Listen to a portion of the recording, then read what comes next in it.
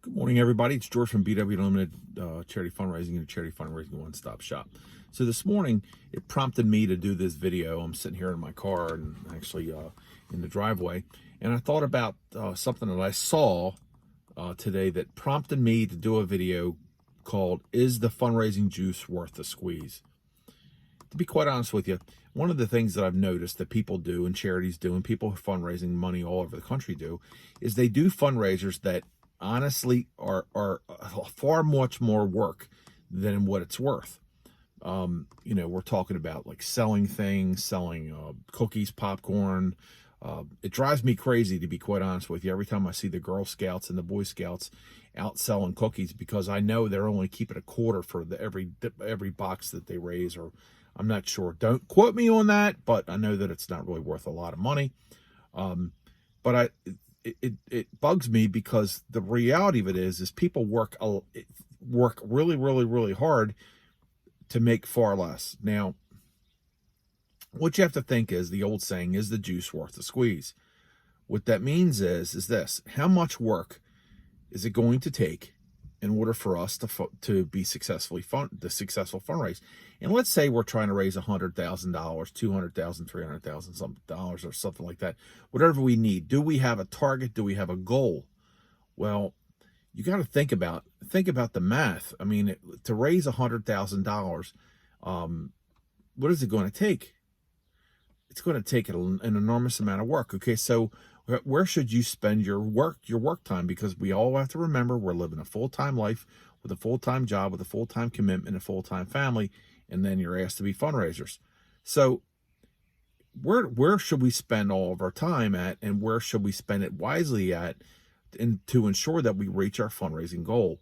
Well, when it comes to doing these small fundraisers that are making, say, $10, $20, at the most $20 for something like that, imagine what it's going to take. Do the math on let's just say you're trying to make $100,000, and we're going to give you a high profit level and saying 20. How many things are those? How many of those items you're going to have to move? 5,000, right? 20 times 5,000 is 100,000. So if you're making $20, you're going to need to sell 5,000 of those items. Well, is it worth it? How much time is it going to take for you to get there? And do you have that kind of reach?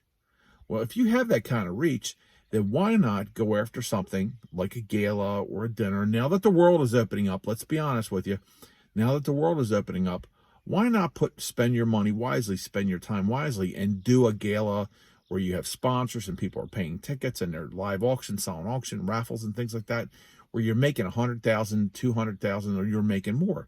Let's just say you're going to make 50 to 80, 100,000, 125,000, 150,000. Where should you spend your time? So when you start thinking about fundraising, the other thing that I always talking about is this. I call it shotgun pattern fundraising. Well, people like to shoot for the center, right? Center mass. You have to understand, I'm a retired police officer, so I'm thinking center mass when you're shooting a target. In order to hit the center where you want to hit, what the center to you means is, what do people want? Give people what they want. If you're hitting for the center and that's your fundraising goal, you better think, what do people want the most? Do they want popcorn? Do they want t-shirts? Do they want hats? Do they want cookies or whatever else?